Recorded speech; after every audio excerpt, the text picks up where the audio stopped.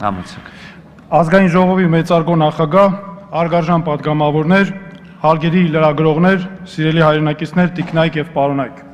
Ձեր ուշադրությանն եմ ներկայացնում Հայաստանի մարդու իրավունքների պաշտպանի 2019 թվականի գործունեության հաղորդումը եւ խոշտանգումների կանխարգելման զեկույցը։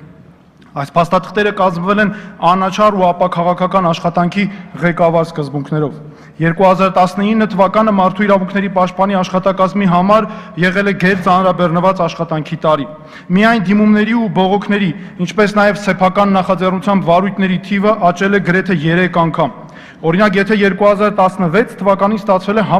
5113 դիմում բողոք,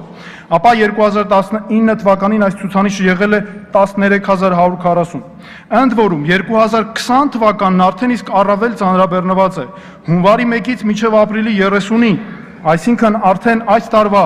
առաջին 4 ամիսների միայն դիմումներն ու բողոքները 75%-ով գերազանցում են նախորդ ողջ տարվա ընթացքում ստացած դիմումների ու բողոքների թիվը։ Ավելին, վիճակագրական այս տվյալները չեն ներառում այցերը, ազատությունից զրկման վայրեր ու այլ հատուկ հաստատություններ, մշտադիտարկման աշխատանքները, սահմանադրական դատարան ներկայացվող դիմումներն ու հատուկ կարծիքները, օրենսդրական ակտերի նախագծերի վերաբերյալ կարծիքները, իրավական կրթության հանրային լայն արշավները, ինչպես նաև վերապատրաստման ծրագրերը պետական մարմինների եւ քաղաքացիական հասարակության գործընկերների համար։ Այսքանից բացի 2016 թվականից սկսած գործադրվել է նախկինում գոյություն չունեցող պրակտիկա, երբ մենք նաև ինքներս ենք մշակում օրենսդրական նախագծեր, իսկ մեր զեկույցները դրվում են այդ նախագծերի հիմքում։ 2019 թվականի ընթացքում սկզբունքային ձեռքբերումներ են արձանագրվել մեր միջազգային հեղինակության աճի հարցում։ Հայաստանի մարդու իրավունքների պաշտպանը ներգրավված է միջազգային առաջատար փորձի ձևավորմանը, մասնակցում է միջազգային դատական ատյաններում գործերի քննությանը, ամենք անդամակցում ենք միջազգային կառույցներին ու այդ կառույցների կառավարման մարմիններին։ Իսկ մեր աշխատանքն արտացոլվում է միջազգային հեղինակավոր զեկույցներում որպես առաջատար փորձի օրինակ։ Ընդ որում ներդրման համար կոնկրետ կարող եմ նշել, որ միջազգային կառույցներն առաջարկել են մեր փորձը աշխարհի տարբեր երկրների՝ Պորտուգալիա, Թունիս, Մարոկո, Հորդանան, Բոսնիա եւ Հերցեգովինա եւ այլն։ Հայաստանի մարդու իրավունքների պաշտպանը միակ հաստատությունն է երկրում, որոշտված է միանգամից 3 միջազգային կոնվենցիոն կարգավիճակով՝ խոշտանգումների կանխարգելում, երեխաների, ինչպես նաև հաշմանդամություն ունեցող մարդկանց իրավունքների պաշտպանություն։ Հարգելի պատգամավորներ, այս բարձր ամբիոնից հպարտությամբ պետք է առանձնացնեմ 2019 թվականի մեր գլխավոր ձեռքբերումը՝ Միավորված ազգերի կազմակերպության մարդու իրավունքների գերագույն հանձնակատարի գրասենյակի քարտուղարությամբ գործող միջազգային անկախ հանձնախումբը վերջնականորեն հաստատեց Հայաստանի մարդու իրավունքների պաշտպանին անկախության ու արդյունավետ աշխատանքի ամենաբարձր միջազգային կարգավիճակի վերաշնորհումը։ Միջազգային գնահատող հանձնախմբի պաշտոնական եզրակացությամբ ամրագրված է, մեջբերում եմ թարգմանաբար, գովելի են Հայաստանի մարդու իրավունքների պաշտպանի ջանքերը, որոնք ուղղված են երկրում մարդու իրավունքների խթանմանն ու պաշտպանությանը, չնայած նրան, որ աշխատանքը տարվում է մարտահրավերների պայմաններում։ Հանձնախումբը հատկապես դրական է համարել այն, որ մարդու իրավունքների պաշտպանը զգայուն հարցերի վերաբերյալ արտահայտում է օբյեկտիվ հրապարակային դիրքորոշումներ։ Հատուկ նշում եմ, որ այս եզրակացությունը վերաբերում է մարդու իրավունքների պաշտպանի գործունեության գնահատմանը 2016 թվականից սկսած։ Այս գնահատականը Հայաստանի Հանրապետության համար ժողովրդավարության բարձր իմիջի կարևոր ցուցանիշ է։ Եվ հիմա ներկայացնեմ Հայաստանի մարդու իրավունքների պաշտպանի միջազգային հեղինակությունը ցույց տվող կոնկրետ օրինակ։ Ֆրանսիայի կառավարությունը Եվրոպայի խորհրդում 2019 թվականի իր նախագահության շրջանակում որոշել էր հրավիրել նախարարների կոմիտեի հատուկ քննարկում, որպես Եվրոպայում նշանակալի իրադարձություն։ Նպատակն էր բոլոր անդամ պետությունների մասնակցությամբ քննարկել Եվրոպայում մարդու իրավունքների ազգային հաստատությունների լավագույն փորձը եւ ձևավորել աշխատանքի կատարելագործման առաջարկներ։ Ըստ այդմ, Ստրասբուրգում կազմակերպված քննարկմանը Ֆրանսիայի կառավարությունը խորհրդակցելով Եվրոպայի խորհրդի վերադաս մարմնի հետ, որպես բանախոս եւ միջազգային առաջատար փորձի կրող, հրավիրեց Հայաստանի մարդու իրավունքների պաշտպանի հաստատությանը եւ Ֆրանսիայի իմ գործընկերոջը։ Ընդ որում, պաշտոնական հրավերը ստացվել էր ինչպես Ֆրանսիայի կառավարությունից, այնպես էլ Եվրոպայի խորհրդի մարդու իրավունքների եւ իրավունքի գերակայության գլխավոր տնօրինությունից։ Իսկ այդ բնույթով բացառիկ քննարկումը հնարավորություն տվեց մեր փորձը ներկայացնելու 47 պետության դիվանագիտական ներկայացուցչության եւ միջազգային հեղինակավոր կառույցների։ Հայաստանի մարդու իրավունքների պաշտպանի համար կարևոր է ոչ միայն միջազգային հեղինակությունը, այլ հանրային վստահությունն ու ընկալումները երկրի ներսում։ Սա պայմանավորված է յուրաքանչյուր մարդու իրավունքի եւ ազատության պաշտպանության հրամայականով։ Օրինակ, Միջազգային հանրապետական ինստիտուտ հեղինակավոր կազմակերպության 2019 թվականի հետազոտության տվյալներով Հայաստանի մարդու իրավունքների պաշտպանի նկատմամբ վստահության ցուցանիշը 63% է, իսկ բացասական կարծիք ունի 12%։ Transparency International կազմակերպության ծրագրի արդյունքների համաձայն քաղաքացիները նշել են, որ պաշտոնյաների կոռուպցիոն վարքագծի մասին տեղեկացնելու համար երկրի վարչապետից ու ոստիկանությունից հետո կդիմեին մարդու իրավունքների պաշտպանին 23 մարմինների ու կառույցների թվում, եւ սա այն դեպքում, երբ օմբուդսմանը իրավապահպան կամ արդարադատության որևէ գործառույթ չունի։ Մարդու իրավունքների պաշտպանի 2019 թվականի գործունեությունը տարվել է լայն շրջանակի ոլորտներում եւ զգայուն իրավիճակներում։ Նախ նշեմ, որ աշխատանքն իրականացվել է հետևյալ հիմնարար ուղղություններով։ Կոնկրետ դեպքերով բողոքների կամ դիմումների քննարկումներ, սեփական նախաձեռնությամբ վարույթներ։ Երկրորդ, մշտադիտարկումներ, այդ թվում այցեր, ազատությունից զրկման վայրեր ու այլ հատուկ հաստատություններ։ Մարդու իրավունքների համակարգի կատարելագործում կամ իրավունքների խախտումների կանխարգելիչ աշխատանքներ որպես երրորդ ուղղություն։ Առհասարակ 2019 թվականը մեր երկրում նշանավորվեց դատա իրավական, քրեակատարողական, սոցիալական ապահովության եւ մի շարք այլ ոլորտներում կոռուպցիայի դեմ պայքարի բնագավառում բազմածավալ բարեփոխումներ նախատեսող հիմնարար ռազմավարությունների ընդունմամբ։ Այդ փաստաթղթերով ամրագրված նպատակներն այնպիսին են, որ անմիջականորեն առնչվում են յուրաքանչյուր քաղաքացու։ Ուստի 2020 թվականը պետք է համարել այդ հիմնարար փաստաթղթերի իրականացման կամ առնվազն մեկնարկի պատասխանատու տարի։ Հարգելի падգամավորներ, սիրելի հայրենակիցներ, Մարդու իրավունքների պաշտպանի 2019 թվականի հաղորդման մեջ եւ զեկույցում տեղ են գտել բոլոր ոլորտներին վերաբերող հարցեր։ Ներկայացված են ինչպես առաջընթացը, այնպես էլ խնդիրներ։ Սակայն ելույթի համար նախատեսված ժամանակային սահմանափակման պատճառով այս ամբիոնից բոլոր հարցերին անդրադառնալ հնարավոր չի լինի։ Դրանից բացի, քանի որ դրական զարգացումները նույնպես արտացոլված են փաստաթղթերում, ուստի առավելապես կկենտրոնանամ խնդիրների վրա, ընդ որում բարձրացվող յուրաքանչյուր խնդիր ունի լուծման կոնկրետ առաջարկ, կոնկրետ ձևակերպումով։ Յուրաքանչյուր խնդրի հիմքում դրված է կոնկրետ օրինակ կամ կոնկրետ իրավիճակ։ Իհարկե կներկայացվեն նաև դրական զարգացումները ելույթի ընթացքում։ Եվ այսպես, ընտրական իրավունք,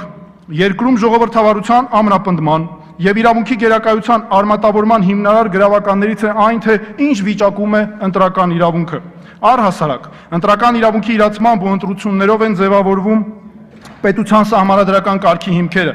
Այդ կերպ է ամրապնդվում ժողովրդավարությունը եւ այդ կերպ են ձևավորվում իրավունքի գերակայության երաշխիքները։ Որքան ազատ ու անխոչնդոտ է ընտրական իրավունքի իրացման ու քաղաքացու կամքի ազատ արտահայտման հնարավորությունը, այնքան մեծ է դառնում մի կողմից ընտրությունների արդյունքում ձևավորվող հանրային իշխանության մարմինների նկատմամբ վստահությունը, մյուս կողմից բարձր է դրվում հանրային հաշվետվողականության նշաձողը։ Մեր երկրում, թեև 2019 թվականին համապետական ընտրություններ չեն եղել, սակայն տեղի ունեցած համայնքային նշանակության ընտրությունները ցույց են տվել հստակ իրողություն։ Պահպանվել է այն ակնհայտ դրական զարգացումը, որ արձանագրվել էր ազգային ժողովի 2018 թվականի ընտրությունների ընթացքում։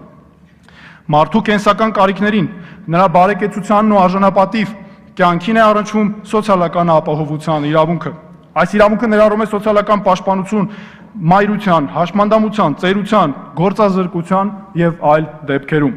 2019 թվականի ընթացքում սոցիալական ապահովության ոլորտում արձանագրվել են դրական զարգացումներ կապված կենսաթոշակների վճարման, աշխատաժամանակի հաշվարկման, նպաստների վճարման համակարգի եւ մի շարք այլ հարցերի հետ։ Այդուհանդերձ, սոցիալական ապահովության ոլորտում առկա են հրատապ լուծում պահանջող, այդ թվում համակարգային բնույթի խնդիրներ։ Առաջին հերթին պետք է առանձնացնեմ ոչ պատշաճ վարչարարությունը, որի հետևանքով շարունակաբար խախտվում են մարդկանց իրավունքները։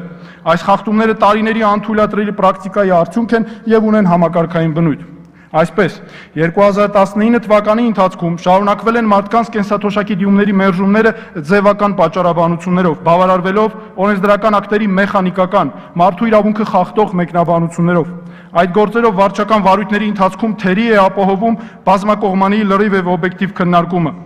Օրինակ, արտոնյալ պայմաններով կենսաթոշակի նշանակման դեպքում պարզելու համար մարդկանց կատարած փաստացի աշխատանքը,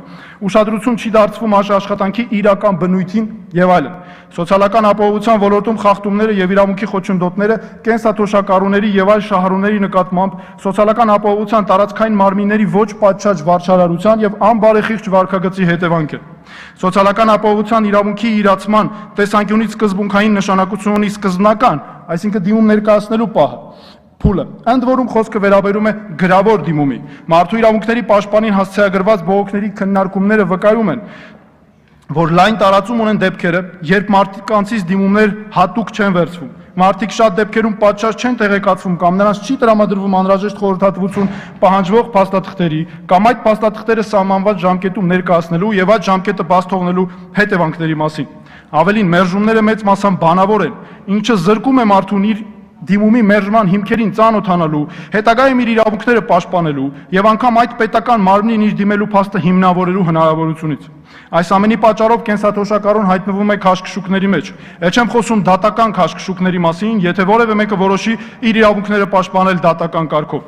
Այս պրակտիկան հանգեցնում է նաեւ նրան, որ մարդը զրկվում է իրեն հասանելիք այլ գումարներից եւս, կենսաթոշակից, նպաստից եւ այլն։ Ակնհայտ է, որ նման աշխատանքի վերացման կամ պատասխանատվության ենթարկելու կառուցակարգներն արդյունավետ չեն գործում։ Վիճահարույց է նաև երկրից դուրս գտնվող Հայաստանի քաղաքացիների կենսաթոշակի վճարման մեխանիկական դադարեցումը տարեկան մեկ անգամ բանկ չներկայանալու դեպքում։ Այս հարցը նույնպես արտացոլվել է զեկույցում եւ պետք է ստանա նաև, կարծում եմ, լուծում։ Տարածված պրակտիկա է համապատասխան մարմինների տեսուչների նպաստը չվճարելու սպառնալիքներ հնչեցնելը կապված ընտանիքների անապահովության գնահատման համակարգի հետ։ Օրինակ տնային այցելությունների դեպքում չեն գործում անապահովության գնահատման գործընթացին անմիջականորեն մասնակցող սոցիալական աջակցության տեսուչների գործողությունները գնահատելու պատշաճ վերահսկման մեխանիզմներ։ Հետագայում չարաշահումներ հայտնաբերելիս պատասխանատվությունն ամբողջությամբ ընկնում է նպաստառուի վրա եւ վերջինը զրկված է մնում տվյալ ժամանակաշրջանի ընտանեկան կամ սոցիալական նպաստ ստանալու իրավունքից։ Անցնելով առողջության պահպանման իրավունքին, նախևառաջ պետք է անդրադառնամ այն հարցին, որ բժշկական հաստատություններում դիտարկվում են դեպքեր, երբ պացիենտը առողջական կամ այլ առանձնահատկությամբ պայմանավորված ենթարկվում է խտրական վերաբերմունքի։ Դա հատկապես վերաբերվում է օրինակ հաշմանդամություն ունեցող անձանց, հատկապես դա ունի համախտանիշով ապրող երեխաների դեպքում, միավ ձիահով, հեպատիտ B-ով եւ C-ով ապրող անձանց եւ այլն։ Առողջության պահպանման իրավունքի երաշխիքներից է բժշկական գաղտնիքի պահպանումը, օրենսդրական թերի կարգավորումները, իրազեկվածության պակասը եւ բժշկական գաղտնիքին առնչվող մասնագիտական ցածր կարողություններն են այն հիմնական պատճառները, որոնց արդյունքում խախտվում է բժշկական գաղտնիքը։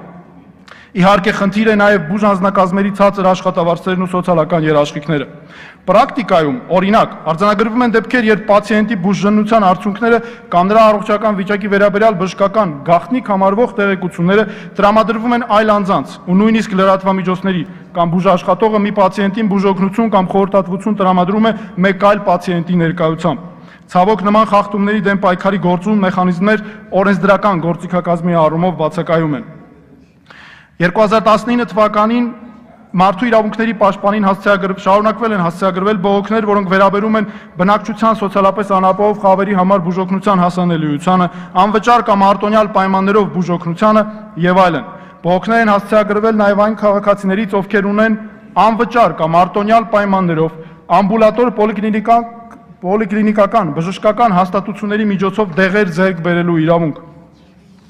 Ըստ այդ բողոքների մարդիկ ստացիոնար բուժօգնության ընթացքում հիվանդանոցից անվճար վերցնում են միայն առաջին անհրաժեշտության դեղերը, իսկ մյուս դեղերը գնում են իրենք կամ մերձավոր ազգականները, քանի որ նույնիսկ ըստ բժիշկների անհրաժեշտ է առավել արդյունավետ դեղորայք։ Ստացվել են նաև բողոքներ այն մասին, որ պոլիկլինիկաներից տրամադրվում են ոչ թե բժշկի նշանակած դեղամիջոցները, այլ հիմնականում դրանց համարժեք փոխարինողները։ Սրանց մասին նույնպես մանրամասն կա զեկույցում շարադրված։ Մարդու իրավունքների պաշտպանության կարևորագույն ուղղություններից է աշխատանքային իրավունքների ոլորտը։ Այստեղ տարածված իհարկե խախտումներ կան, որոնք շարադրված են զեկույցում, սակայն օրինակ կենտրոնանամ այն խնդրի վրա, որ աշխատանքային իրավունքները ոտնահարվում են հաստիկների կրճատման հիմքով աշխատանքից ազատումների հարցում չարաշահումների պարագայում։ Հատկապես որ գոյություն չունեն այդպիսի կրճատումների պարբերականության կամ ժամանակային սահմանափակումներ։ Խնդիրը նաև այն, որ գոյություն չունի արտադատական մարմին, որ կարող էր իրականացնել աշխատանքային իրավունքների արդյունավետ պաշտպանություն առանց քաշքշուկների։ Սրա հետևանքով մարդու միակ հույսը մնում է դատարանը։ Սակայն դատարան դիմելով էլ մարդը հայտնվում է քաշքշուկների, երկարատև ու բարդ գործընթացների մեջ։ Առհասարակ, դատական պաշտպանության իրավունքն ունի հիմնարար կարևորություն, որի իրականացումը կախված է նրանից, թե որքանով է դատական իշխանությունը անկախ ու արդյունավետ։ Հայաստանի դատական համակարգում իհարկե առկա են խնդիրներ, կապված դատարանների արտաքին ու ներքին անկախության, դատարանի նկատմամբ մարդկանց վստահության պակասի, արդար դատականության երաշխավորման, կոռուպցիոն ռիսկերի եւ այլ հարցերի հետ։ Բողոքները եւ դատական պրակտիկայի դիտարկումները վկայում են, որ առանձին դատավորները նույնիսկ իրենց վարքագծով վնասում, ստվերում են դատական համակարգի հեղինակությունը։ Այս ամենն իհարկե նաև չքաղած դասերի ու այն բանի հետևանք է, որ տարիների ընթացքում պատշաճ ուշադրություն չի դարձվել ոլորտի խնդիրներին ու ամենակարևորը դատական համակարգի արդարացի պահանջներին։ Մի կողմից այս խնդիրները բնույթով այնպիսին են, որ պահանջում են հրատապ լուծումներ։ Մյուս կողմից բարեփոխումներ իրականացնելիս պետք է ճիշտ որոշել առկա խնդիրների իրական պատճառները։ Օրինակ, այն, որ դատարաններում գործերի քննության անթույլատրելի ձգձգումների պատճառներից է դատավորների չափազանց մեծ ծանրաբեռնվածությունը։ Չպետք է նաև մոռանալ դատարանների նկատմամբ ինստիտուցիոնալ վստահության ու հարգանքի, դատական իշխանության հեղինակության ու անկախության երաշխավորման, բացառապես իրավական լուծումներով արդյունքների հասնելու հրամայականների մասին։ Ինչպես նախորդ տարիներին, այնպես էլ 2019 թվականի ընթացքում